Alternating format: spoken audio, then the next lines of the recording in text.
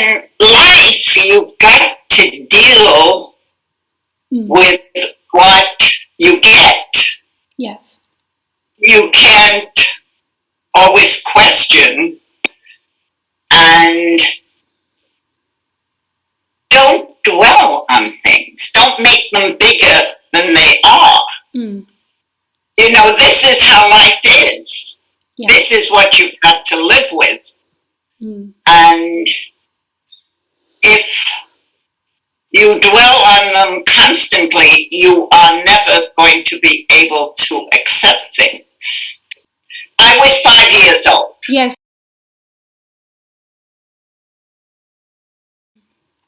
So maybe it's my personality, as it always has been.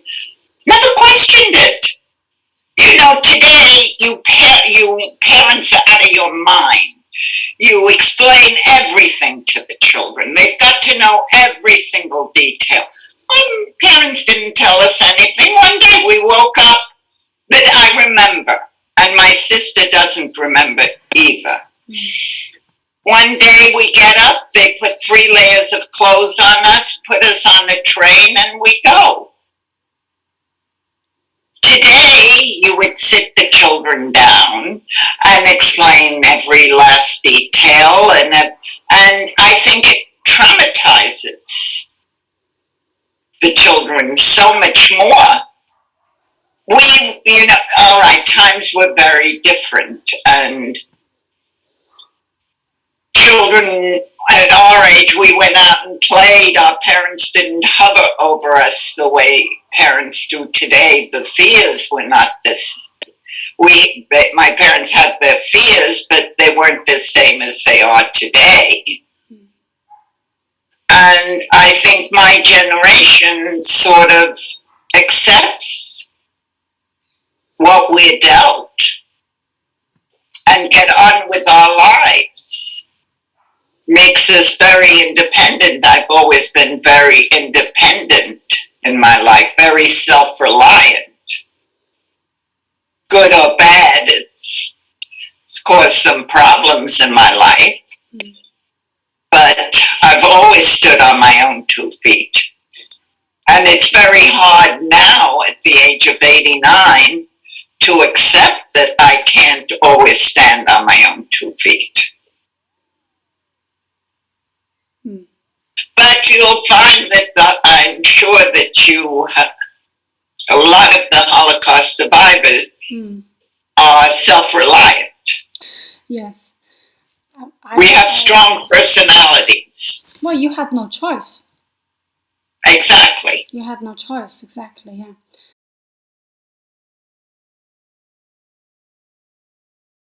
We were very lucky. My foster parents, Uncle Willie and Aunt Ray Shallett, we call them Aunt and Uncle, gave us a very good life. They were quite wealthy, lived in a beautiful house. They had 2 daughters. Celia was 17, 18. Pauline was 14. They had 2 daughters, Celia, who was 17, 18, and Pauline, who was 14. And they had household help. So we were always treated very well, but we were only with them 3 months. Then the war broke out.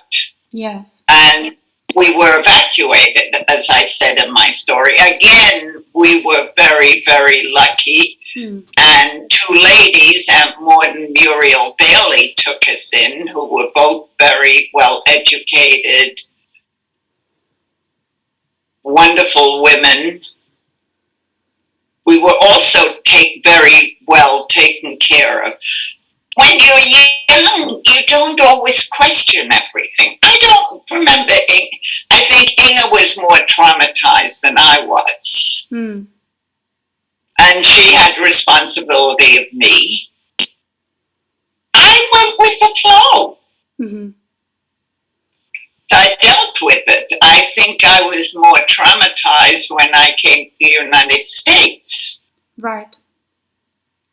And that was because you were older and you understood what happened.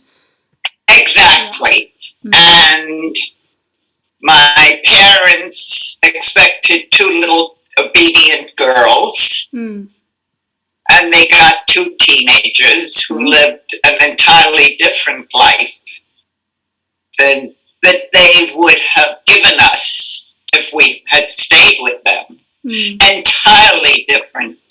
My parents came from a small town.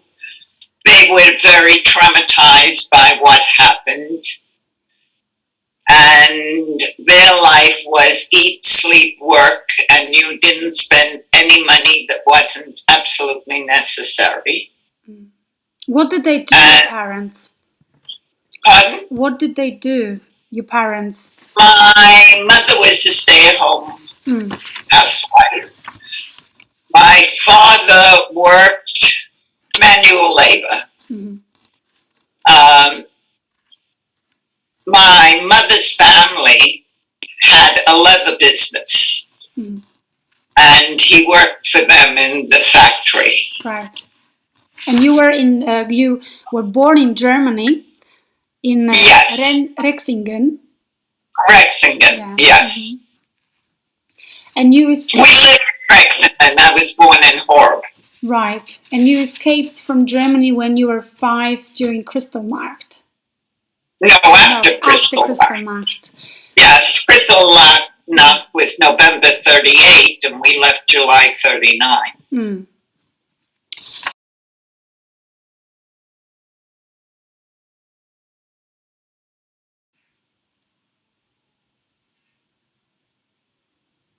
Most problems, if you wait a week, will seem quite irrelevant. Even emotional problems.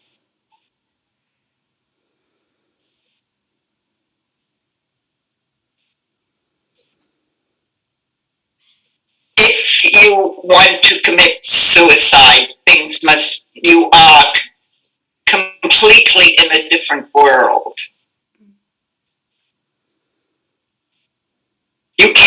You mustn't even be able to think straight.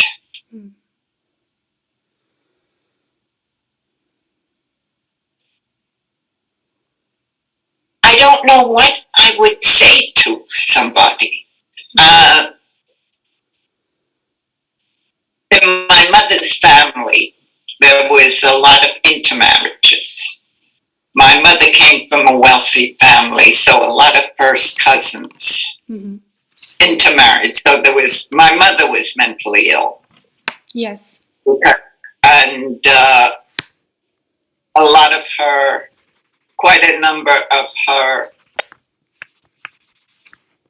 first cousins committed suicide. I know of 2 of them. And I don't know. I would try to comfort if I knew somebody said to me they wanted to die. I would try to help them, give them the friendship, try to talk to them and see what can be resolved to make them want to live. I strongly believe in euthanasia. I'm a very strong believer in euthanasia. I see so many of my contemporaries, especially if they're in nursing homes where they're confined in bed, where they're not living, they don't have a life. How can you spend a life being in bed and paying 24 hours a day? I mean, I would never, ever want to live like that.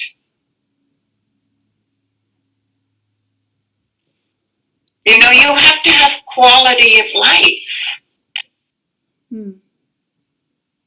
You have to have friends, very important to have friends. Can't always have family. But anything you want, you've got to work at. To have friends, you've got to work at it. Nobody's going to come looking for you.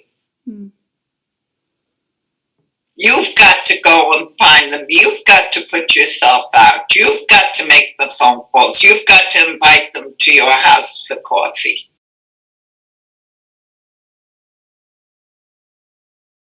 We cannot have everything in life that we want. Never. You have to settle. So you have to accept. You can't be best in everything. I have the best home. I'm the best cook. I'm the best. Bull. I'm a lousy cook. My house is clean and neat. I don't have the most beautiful house in the world. I don't strive for that. I'm not the brightest person in the world. I never went to college. But I always made a living. I always worked. I don't have the best children in the world. I have good children. I have good grandchildren. Don't have the best in the world. And I never strive to be the best. But parents today expect so much of their children. Don't let them stand on their own 2 feet. They'll find their own level. They all can't be doctors and lawyers and whatever. Let them be a carpenter. It's a wonderful trade. And if they want to be ditch diggers, let them be ditch diggers. I have a son who was a ski bum for many years. He was a cook. He had been a professional chef. He gave that up. And he used to go to one resort after another, get a job as a cook, and ski and mountain climb. And he was an outdoorsman. We wouldn't support him. The only thing I paid for was his health insurance, and that was for my own protection. And then at the age of 50, one day he woke up and said, I need more security than this. Went back to school, which we paid for, but only for school. I wouldn't support him. And he became a nurse, an RN. And he's now an RN. You got to let them do their own thing.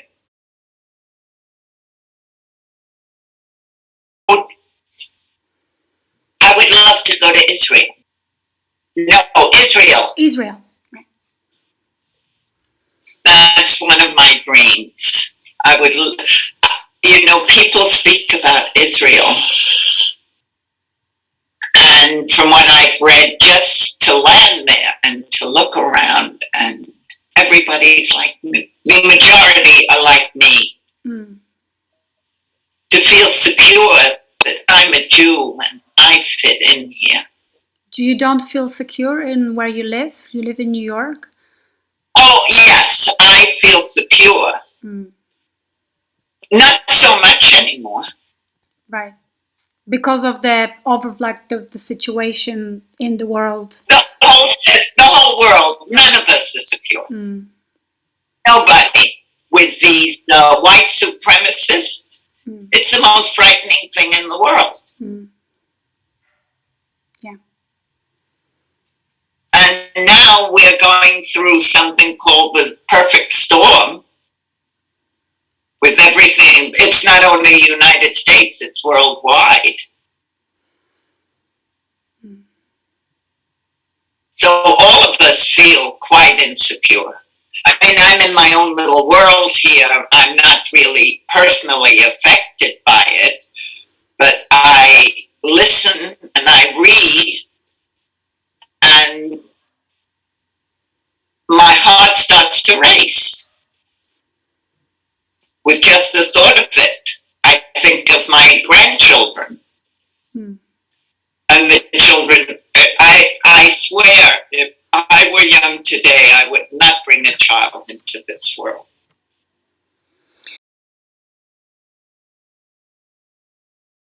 I read these books, books. She's Israeli. She lives in Jerusalem. Right. And her stories are based on the ultra-Orthodox Jews.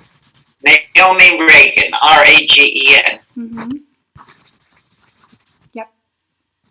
And most of her stories take place either in New York or in Israel.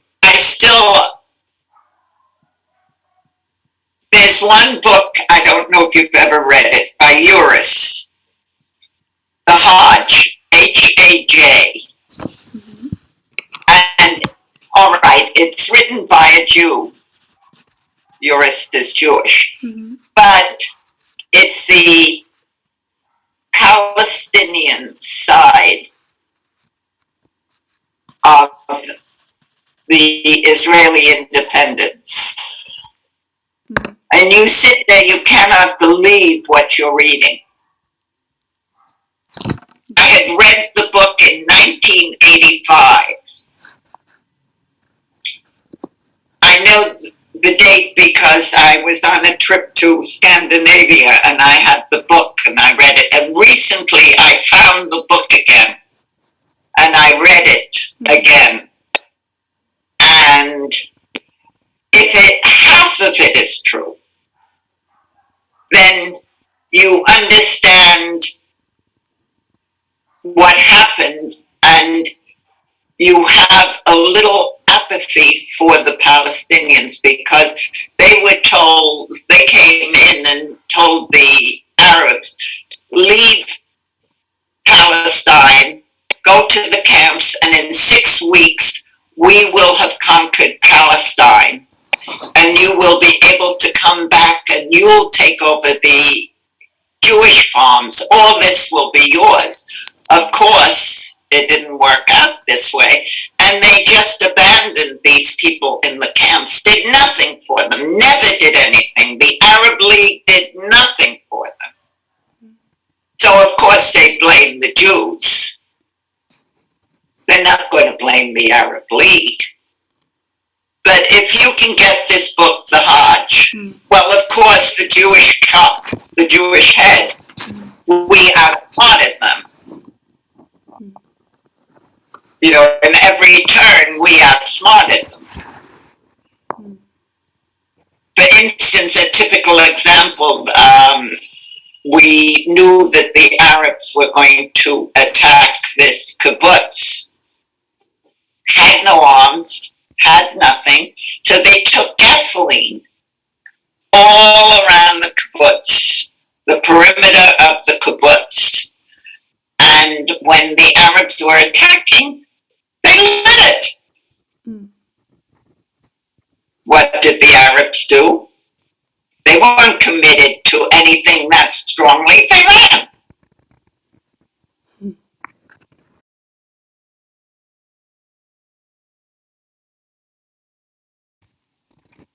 I must have. And my parents didn't give me anything. So 14, I wanted clothes, wanted to be like other girls, went to work, got myself a job. I was working from 14 to 82 till I was 82. What was your job? My first job was doing the mailing for a car dealer. And then I was always very good at numbers.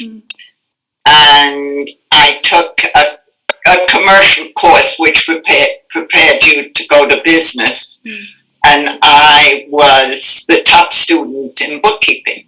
In fact, I got the bookkeeping award when I graduated high school. So I was always a bookkeeper controller. always worked. I took off 9 years when I had my children, and I wanted more than my husband was giving me, so I got a little part-time job as a store clerk. And I did that part-time until my son went to middle school. He was 13, so that I could leave them alone. Then I got a full-time job, and I always worked.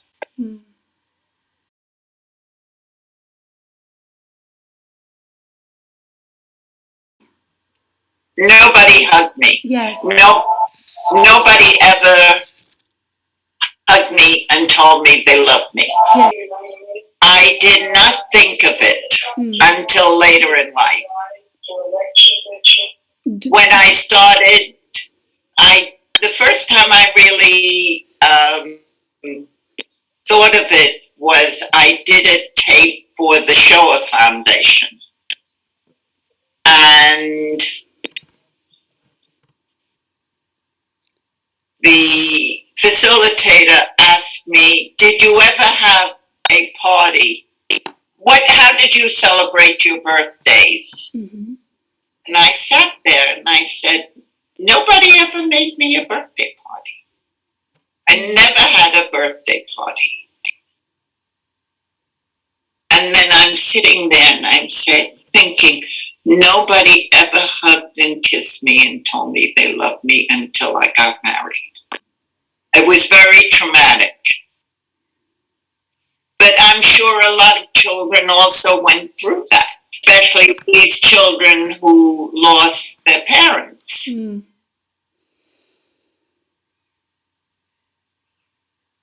And my husband was very loving. He was very good to me. We were married 60 years when he passed away in 2017.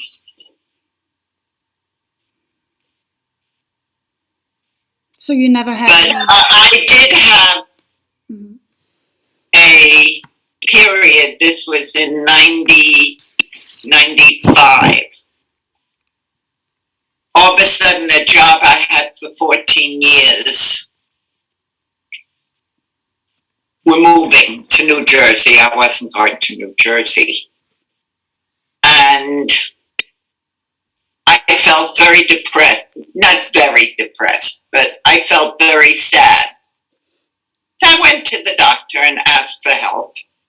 And I went to a psychiatrist who put me on Prozac, I think it was. And I went to a therapist. And the conclusion was that I had so many losses in my life. That I had lost my sister in 86. And I took that very, very hard, very hard. For a year, every time I was alone in my car driving home from work, I would cry. I still miss her. Because that's just another loss. This is what put the nail in the coffin. That you have to go through everything, finding a job, another loss. And I was only on the medication for about a year and a half, and then I weaned myself off it and got on with my life. And in fact, now I have a social worker who I meet every 2 weeks. And there's really no big major problems. So my leg hurts. 3 days I wait. Will be better in 3 days. I got stung right under my eye on my lower eyelid by a bee. Hurt like hell. Well, go away. It does. It's going away. Most things, if you wait a couple of days, the problems get solved. I don't run to doctors every time I have a pain. A couple of days it will go away. I have no real major health problems. That's a good philosophy. Try to take things as they come.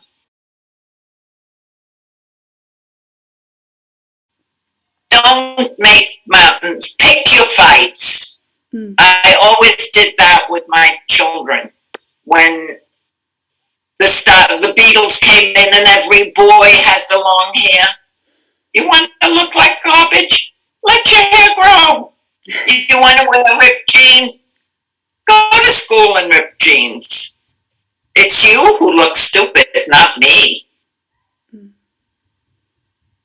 Pick your fights. Because if you pick on everything, they're going to be really messed up. Don't make mountains and pick your fights. I did that with my husband. When he started with me, I whooped. How many times I would go out of the house, go sit in the car, let him rant and rave. When I was ready, I'd come back. Because one thing you've got to remember in this life, one thing very, very important that I try to live, once it comes out of your mouth, you can't take it back. Let me explain. I'm Jewish. Yes. I'm Jewish. Proud to be a Jew, but I do not believe in religion. I believe there's something. I don't know what it is. I can't explain it, but I have to answer to something. But everything is man-made. The Torah, it's man-made. The synagogue is man-made. Everything you do is man-made. How can it be holy? So then why do you believe that there is a higher power? I don't know. I have to believe in something. Right. Okay. So you just choose to... If I have a problem, I say, God help me. I don't know what I'm saying it to, but maybe it gives me comfort.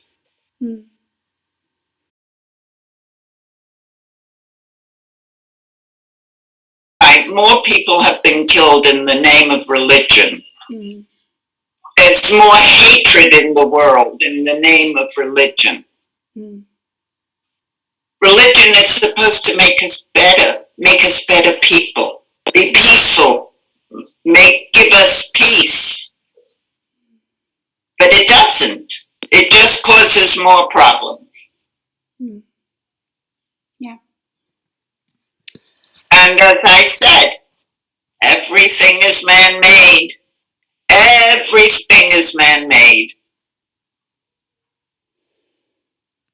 Well, is that because of the ego? Like people just think that their religion is better than others? Well, everybody thinks their religion is the only way. Look at the Mormons, Latter-day Saints. They go through the obituaries, and if somebody has a Jewish name, they convert them to the Mormons because they believe that Jews cannot go to heaven.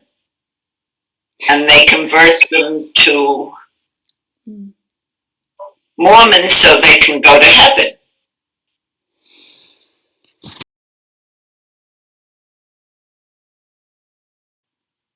Be kind. Be strong. Stand on your own 2 feet. Always, always stand on your own 2 feet. I hope you have your own little nipple up. Every woman should have their own little money put aside for emergencies. Always. Be independent. Stand on your own 2 feet. But love your family.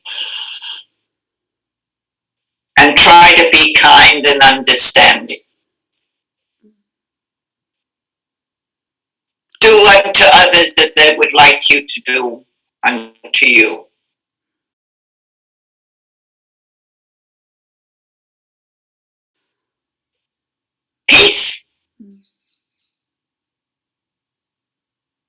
Peace, understand each other. But do you think it's possible? There's no reason for war. What? Europe side gets killed, their side gets killed. I am so anti-war. I think everyone is Our young people get killed, and the misery, the heartache. Both sides. But do you think that it's possible to achieve peace? Because there was never a moment in history where we had no war. No. Because everybody wants what you have. China wants to be the number one in the world. We want to be the number one in the world. And we're going down, down, down because we don't get anything done. Our elected officials couldn't care less about the people. All they're interested in is keeping their jobs and the power and the money. And I don't see any solutions to what all of these countries have dictators, and nobody cares about anybody else.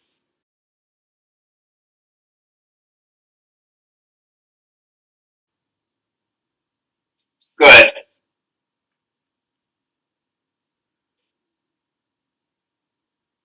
Help other people.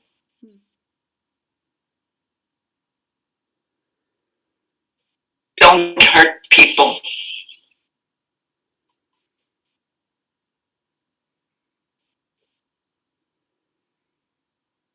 Bad criminals, especially when you hurt other people.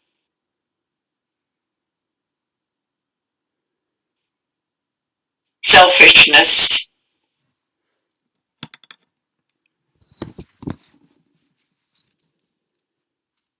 Be loving, be good and loving.